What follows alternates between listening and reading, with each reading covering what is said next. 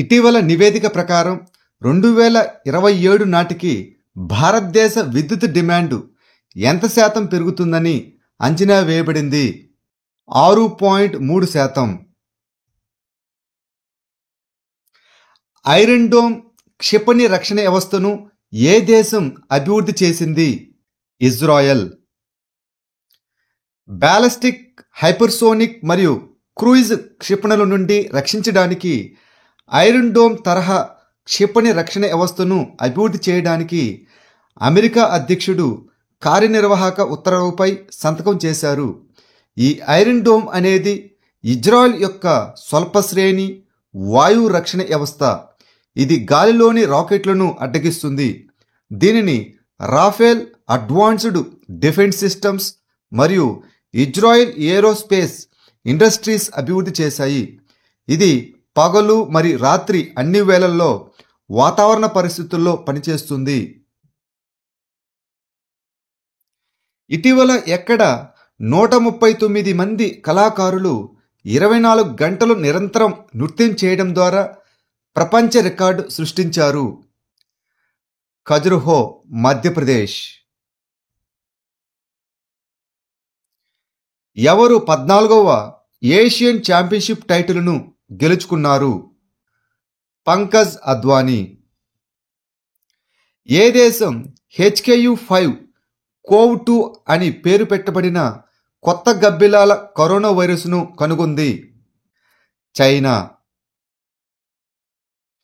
ఇటీవల ఎవరు రాసిన life on Mars collected stories అనే పుస్తకం విడుదలయ్యింది? నమితా గోఖలే.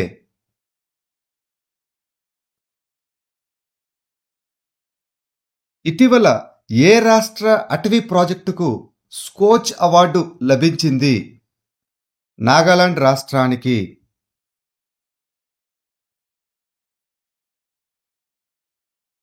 జుమోయర్ బినందిని అనే సాంప్రదాయ నృత్యం ఏ రాష్ట్రంలో ప్రదర్శించబడుతుంది? అస్సాం రాష్ట్రంలో. భారత ప్రధానమంత్రి నరేంద్ర మోదీ జుమోయర్ బినందిని 2025కి హాజరయ్యారు. ఇది 8,000 మంది ప్రదర్శనకారులు పాల్గొన్నటువంటి ఒక గొప్ప సాంస్కృతిక కార్యక్రమం. జుమోయర్ని జుమూర్ అని కూడా పిలుస్తారు. ఇది అస్సాంలోని ఆదివాసీ టీ తెగల సాంప్రదాయ జానపద నృత్యం. దీనిని పంటకాలంలో ప్రదర్శిస్తారు. ఈ నృత్యం వృత్తాకార ఆకృతిలో ప్రదర్శన ఇస్తారు. ఈ నృత్యం ఐక్యత, సమ్మిళితత్వం మరియు అస్సాం యొక్క గొప్ప సాంస్కృతిక వారసత్వాన్ని సూచిస్తుంది. ఇటీవల మూడీస్ 2025 ఆర్థిక సంవత్సరంలో భారతదేశ జీడిపి వృద్ధి రేటును ఎంత శాతంగా అంచనా వేసింది? 6.4%. మసాచుసెట్స్ గవర్నర్ మౌరా హీలీ నుండి ప్రతిష్టాత్మకమైన గవర్నర్ ప్రశంసా పత్రాన్ని ఇటీవల ఎవరు అందుకున్నారు? నీతా అంబానీ. అస్సాంలో బాతుయిజం ఏ జాతి సమూహం యొక్క సాంప్రదాయ మతం? బోడో. బోడోల్యాండ్ టెరిటోరియల్ రీజియన్ ప్రభుత్వం దరఖాస్తు ఫారాలలో ఈ బాతుయిజాన్ని అధికారిక మత ఎంపికగా గుర్తించింది. ఈ చర్యను బోడో సంస్కృతి మరియు విశ్వాస నిపుణులు ప్రశంసించారు. కేంద్ర హోంమంత్రి అమిత్ షా 13వ ఆల్ బతౌ మహాసభ త్రైవార్షిక సమావేశంలో ఈ ఇనిషియేటివ్ను హైలైట్ చేశారు. ప్రభుత్వం ఈ బాతు పూజకు రాష్ట్ర సెలవు దినంగా ప్రకటించింది. ఇటీవల భారతదేశం 1,500 మంది పౌర సేవకులకు రాబోయే 5 సంవత్సరాల్లో ఏ దేశంలో శిక్షణ ఇవ్వనుంది? బంగ్లాదేశ్. 2025 నుండి 2030 వరకు 1,500 మంది బంగ్లాదేశ్ అధికారులకు శిక్షణ ఇవ్వడానికి అవగాహన ఒప్పందాన్ని పునరుద్ధరించడానికి బంగ్లాదేశ్ ప్రభుత్వంతో భారత ప్రభుత్వం ఒక ఒప్పందంపై సంతకం చేసింది. ఇటీవల విడుదలైన ప్రపంచంలోని అత్యంత ధనవంతులైన మహిళల జాబితాలో ఎవరు అగ్రస్థానంలో నిలిచారు? ఇటీవల విడుదలైన ప్రపంచంలోని అత్యంత ధనవంతురాలైన మహిళల జాబితాలో ఎవరు అగ్రస్థానంలో నిలిచారు? Alice Walton, American philanthropist. 1907లో ఏ భారతీయ విప్లవకారుడు పాగ్రి సంబాల్ జట్టా అనే ఉద్యమాన్ని ప్రారంభించాడు? అజిత్ సింగ్. భగత్ సింగ్ మామ అయినటువంటి అజిత్ సింగ్ గౌరవార్థం పంజాబ్ మరియు హర్యానా సరిహద్దుల్లోని రైతులు ఫిబ్రవరి 23ని ఫాగ్రి సంబాల్ దివాసగా జరుపుకున్నారు. బ్రిటిష్ వ్యవసాయ చట్టాలను వ్యతిరేకిస్తూ 1907లో అజిత్ సింగ్ ఈ ఫాగ్రి సంబాల్ జట్టా ఉద్యమాన్ని ప్రారంభించారు. ఆత్మగౌరవం మరియు ప్రతిఘటనను సూచిస్తూ కవి బంకే దయాల్ ఈ ఫాగ్రి సంబాల్ జట్టా నినాదాన్ని రూపొందించారు. రైతులకు మద్దతుగా అజిత్ సింగ్ మరియు కిషన్ సింగ్ భారత మాత సొసైటీని ఏర్పాటు చేశారు. లాలా లజపతి రాయ్ కూడా ఈ ఉద్యమానికి మద్దతిచ్చారు. ఇటీవల 9వ ఏషియా ఆర్థిక సంభాషణ ఎక్కడ నిర్వహించబడింది? పూణే, మహారాష్ట్ర. భారతదేశంలో వరుసగా 3వ సంవత్సరం పక్షుల సంఖ్యలో ఏ రాష్ట్రం అగ్రస్థానంలో ఉన్నది? పశ్చిమ బెంగాల్. ఆర్థిక అక్షరాస్యత వారోత్సవాన్ని ఇటీవల ఎవరు ప్రారంభించారు? RBI, Reserve Bank of India. Reserve Bank of India ఫిబ్రవరి 24 నుండి ఫిబ్రవరి 28 వరకు ఆర్థిక అక్షరాస్యత వారోత్సవం 2025ని ప్రారంభించింది. ఇది ఆర్థిక అక్షరాస్యత, మహిళల శ్రేయస్ అనే ఇతివృత్తంపై దృష్టి సారించింది.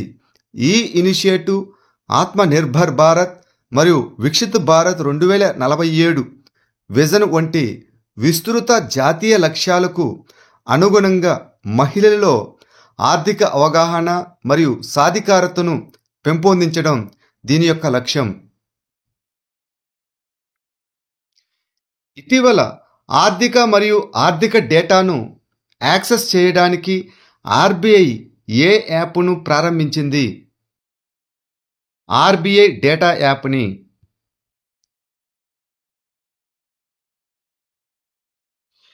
ఇటీవల ఆర్బీఐ ఏ బ్యాంకుపై 39 లక్షల ద్రవ్య జరిమానాన్ని విధించింది? సిటీ బ్యాంక్ మీద. ఏ రాష్ట్రంలో ఇటీవల మొదటి గ్రీన్ బడ్జెట్ను ప్రవేశపెట్టారు? రాజస్థాన్.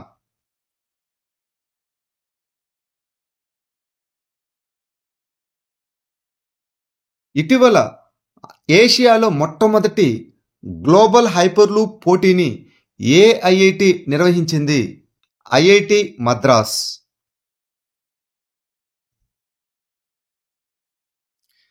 రాకెట్ మోటార్ల కోసం ప్రపంచంలోని అతిపెద్ద ఘన చోదక మిక్సర్ను ఏ అంతరిక్ష సంస్థ రూపొందించి అభివృద్ధి చేసింది? భారత్ అంతరిక్ష పరిశోధన సంస్థ ఇస్రో. ఇస్రో ఘన మోటార్ల కోసం 10 టన్నుల నిలువు చోదక మిక్సర్ను అభివృద్ధి చేసింది. ఇది భారతదేశ అంతరిక్ష రంగాన్ని మరింత సులభతరం చేస్తుంది. ఇది ప్రపంచంలోనే అతిపెద్ద ఘన చోదక మిక్సింగ్ పరికరం.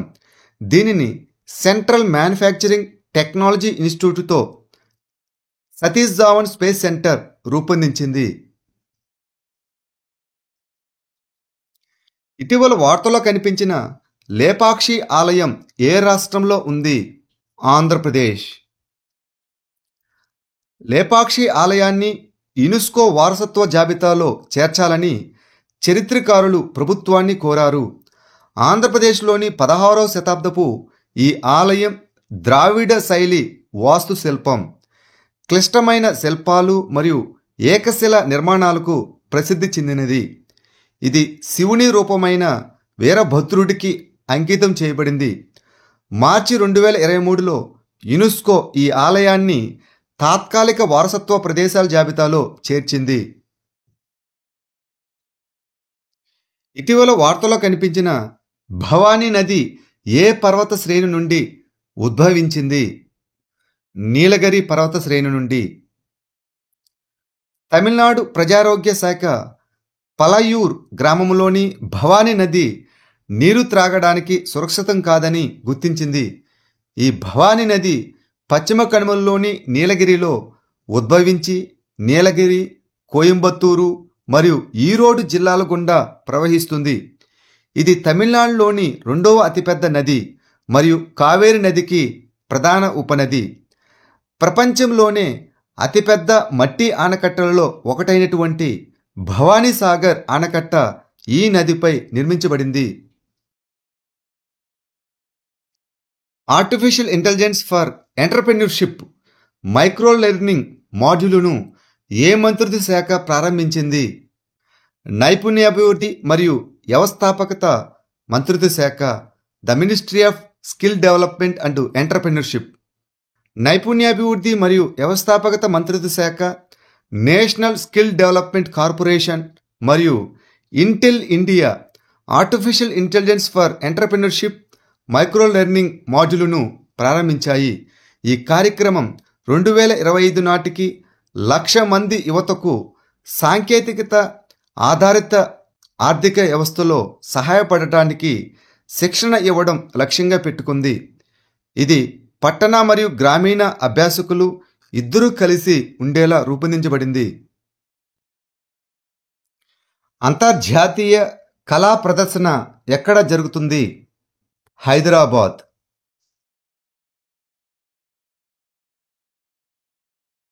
ఇటీవల ప్రధాని మోదీకి ప్రిన్సిపల్ సెక్రటరీగా ఎవరు నియమితులయ్యారు? శక్తికాంత్ దాస్.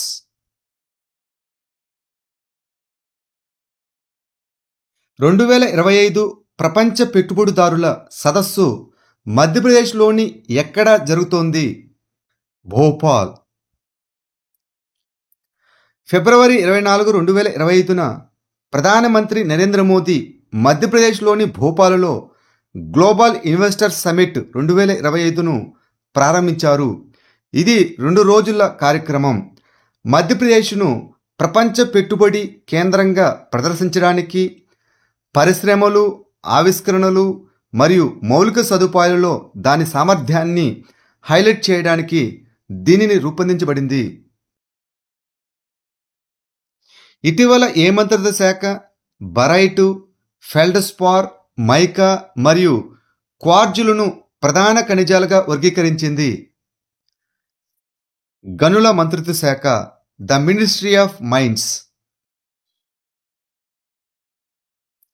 ఏ రాష్ట్ర ప్రభుత్వం నైనామృతం 2.0 అనే ఆర్టిఫిషియల్ ఇంటెలిజెన్స్ ఆధారిత తనిఖీ కార్యక్రమాన్ని ప్రారంభించింది? కేరళ. ఇటీవల మెమరీ లీగ్ వరల్డ్ ఛాంపియన్షిప్ 2025ను ఎవరు గెలుచుకున్నారు? విశ్వరాజ్ కుమార్.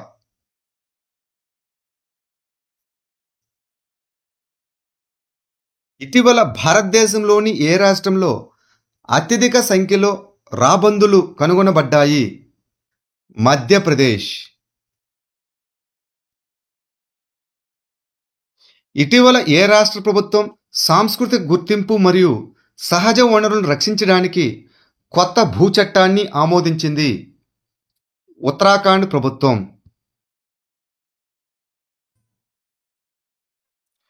ఇటీవల చైనా తర్వాత డిజిటల్ పైలట్ లైసెన్స్ జారీ చేసినటువంటి రెండవ దేశం ఏది?